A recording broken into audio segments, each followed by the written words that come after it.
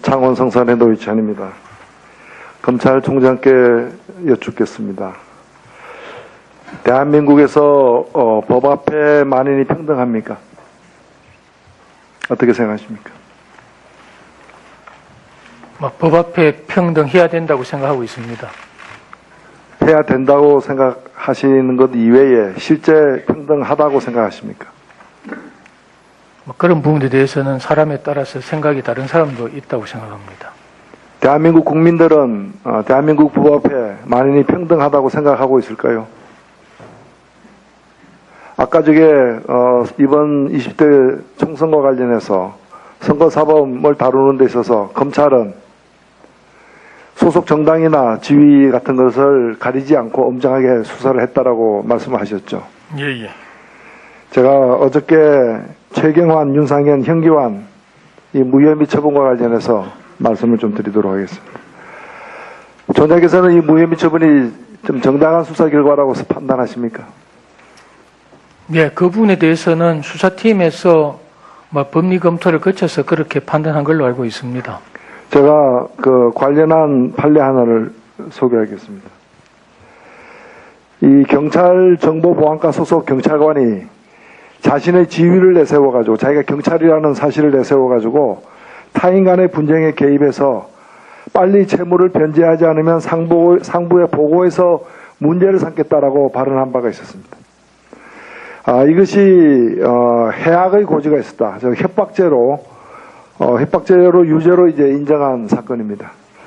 그런데 이 최경환, 윤상현, 현기환 전 수석 등 이 관련된 내용을 보면요.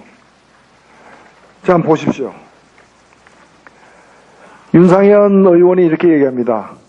김성애 씨에게 이렇게 얘기합니다. 형, 내가 별의별 것 다 가지고 있다니까 형에 대해서 까불면 안 된다니까. 김성애 전 의원이 이렇게 얘기합니다. 이거 너무 심한 급박하는 거 아니냐. 그러니까 형이 얘기한 대통령 뜻을 가르쳐 준 거 아니냐. 정무수석하고 경환이 형하고 나하고 대통령 다 그게 그거 아니냐. 이게 협박 아닙니까? 이게 사인과의 대화입니까? 친한 사람과의 어떤 사이에서 있는 일반적인 대화입니까? 아니면 이게 지금 본인도 이거 너무 심한 급박하는 거 아니냐 이렇게 얘기하고 있잖아요. 경찰관이 보안과 소속 경찰관이 내가 경찰관이니까 상부에 보고해서 돈 안 갚은 거 보고하겠다라고 얘기하니까 겁을 먹고 그것 때문에 협박죄가 인정이 되었는데 이거는 경찰 상부가 아니고 경찰 상부도 기해봤자 보안과 과장 정도겠죠. 근데 이건 대통령을 팔고 있잖아요. 대통령의 뜻을 가르쳐 줬는데 대통령의 뜻이 그런데 왜 안 따를 거냐. 나아가서 안 따르면은 내가 별의별 걸 다 가지고 있는데 형에 대해서 까불면 안 된다라고까지 얘기하고 있잖아요. 이게 협박죄가 성립이 안 되는 겁니까? 당사자와 그리고 김성애 이런 그 관련자들을 다 조사하고 저 전체 녹취록을 다 듣고 판단한 결론이라고 합니다. 예. 대법원 판례는 말이죠. 해악의 고지에 해당되는지 여부는 행위자와 상대방의 관계, 지위, 그 당시 주변 상황 등 여러 사정을 종합해서 판단해야 된다고 얘기를 하고 있습니다. 이런 건 동의하시죠? 그런데 보십시오. 이때 현기환 씨가 뭐였습니까? 청와대 정무수석 아닙니까?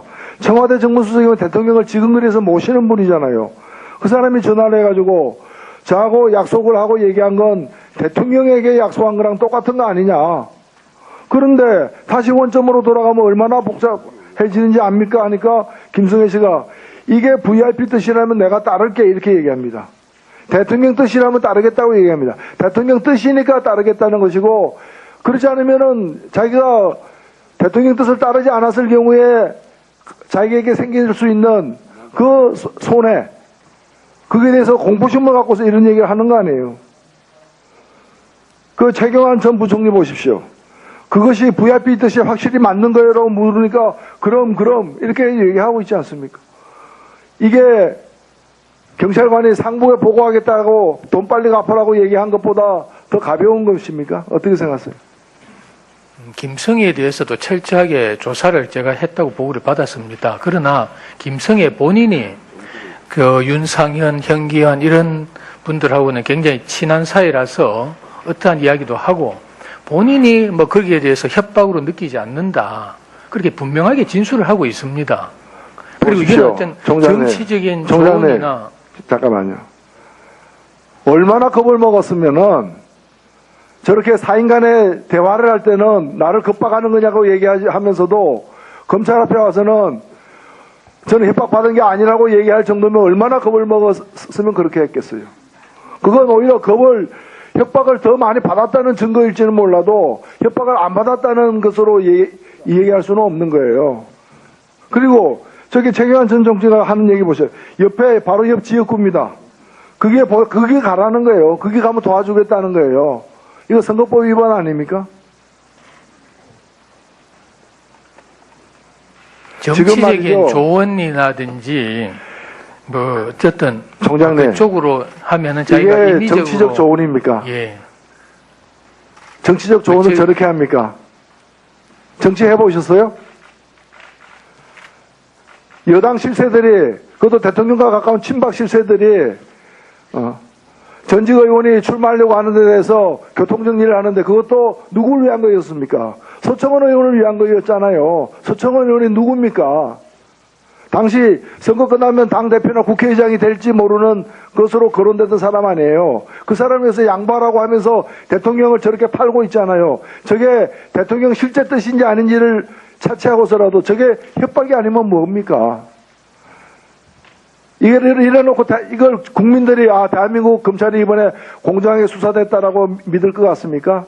지금 검찰을 갖다가 검사들이 사석에서 회사라 그러죠. 피내사자, 피의자들 고객이라 부르죠. 검찰의 고객에는 한 가지 특별하지가 않아요. 다이아몬드, 골드, 실버 다 있어요. 이번에 발표된 거 보니까 제1야당의 대표도 실버 정도 회원밖에 안 되는 거라는 걸 다 알게 됐어요.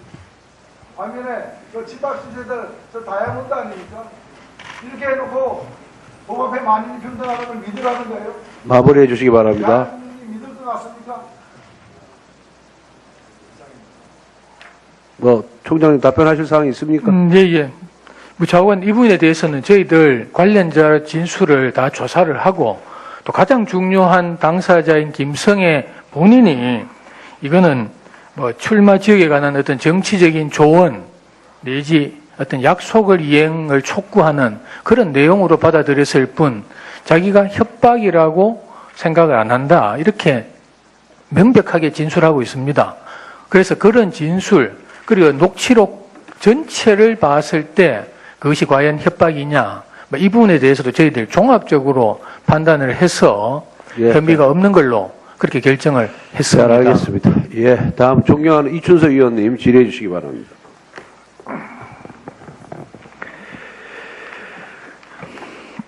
예, 전북 익산 갑수시내 더불어민주당 이춘석 의원입니다.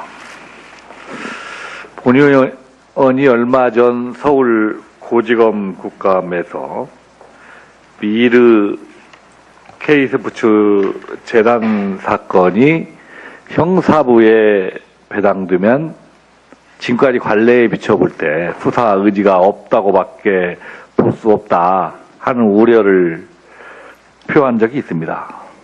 근데 이 사건이 아니나 다를까 형사 8부에 배당이 되었습니다. 저는 형사 1부로 갈 줄 알았는데 형사 8부로 간 건 그 중에 좀 다행이긴 한데 그래도 저는 문제가 있다고 생각을 합니다. 좀 전에 우리 존경하는 백혜연 의원님의 질의에 총장님께서 이렇게 답변을 하셨어요. 현재로서는 형사 8부가 적정하다고 판단한다. 이렇게 말씀을 하셨습니다. 저는 총장님 판단이 너무 아니한가 아닌가 하는 생각을 지울 수가 없습니다. 왜 그러냐면 제가 형사부를 폄하하거나 능력이 없다고 평가하지 않습니다. 형사 8부가 주로 어떤 사건들을 하고 있는가라고 제가 한번 찾아봤어요. 그랬더니 이런 사건들을 하더라고요. 근린공원 훼손 사건, 안경사 명의도용 사건, 고등학교 교사 금품수 사건, 병원 보험 사기 사건 등 이런 사건들이 주로 형사 8부에서 합니다. 우리 존경하는 백혜련 의원님은 특수부로 갔어야 한다라고 하던데 저는 거기에 동의하지 못합니다. 저는 청와대 특수통을 다 장악하신 분이 계에 있어서 거기도 사실은 바람직하지 않다라고 생각합니다. 서울중앙지검은 사실 잘 믿을 수가 없을 정도로 사실은 저는 검찰 조직이 지금 망가져가고 있지 않냐는 우려를 표합니다. 저는 지금 상태에서 그러면 이 사건을 어디서 수사해야 맞는 거냐라고 생각할 때 저는 특별수사팀을 적어도 대검 산하에서 구성하는 게 옳다라는 생각을 가지고 있습니다. 총장님 생각은 어떠십니까? 그렇죠. 이 부분에 대해서는 여러 가지 그 단서라든지 그 범죄의 상당성 뭐 이런 걸 다 고려해서 저희들이 그쪽으로 배당을 했습니다. 자요. 근데 우병호 민정수석 사건은 특별수사팀 구성하셨죠? 예. 그건 왜 하셨습니까? 우병우 민정수석 사건은 그 국가기관인 특별감찰관이 수사 의뢰를 한 사건입니다. 그래서 그 부분에 대해서는 국가기관이 수사 의뢰를 했으니까 신속하게 수사를 갖다가 해서 국민들에게 그 결과를 알리는 것이 바람직하다 그렇게 판단했습니다. 총장님께서는 특별감찰관이 수사 의뢰를 했기 때문에 그걸 특별수사팀을 구성했다라고 말씀하시는데 거리가 한 10m 떨어지는데 그 사이에 저는 이렇게 들립니다.